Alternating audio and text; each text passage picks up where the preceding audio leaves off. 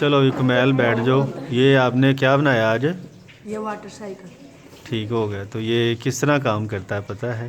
ये पहले बादल से पानी बारिश होती है तो पानी नीचे आता है, तो वो समुंदर में जाता है, फिर वो सूरज भाप की वजह से ये ऊपर चले जाता है पानी, ये फिर बादल पे चले जाती है, फिर ऐसे ये सारा चक्कर चलता है।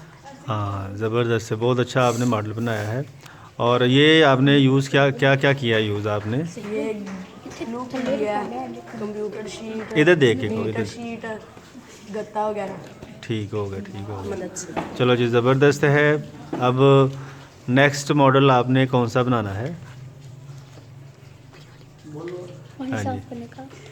आप देंगे तो अच्छा अच्छा, यानी कि वो वाटर प्यूरिफिकेशन वाला मॉडल बना लिया है? अभी नहीं, अभी नहीं बनाया, चलें वो भी बनाते हैं नेक्स्ट। हाँ जी, हाँ जी। नेक्स्ट बचा जाए। चलो ये और किसने बनाया है मॉडल? और हाँ चलो हसन आप आओ आगे। हसन बैठ के समझाओ क्या बनाया आपने? हसन, हाँ जी बैठ जाओ हसन। हाँ जी हसन बैठ के समझाओ ज़रा क्या बनाया आपने? सर जी ये हमने वाटर साइकिल बनाया है। ठीक हो गया।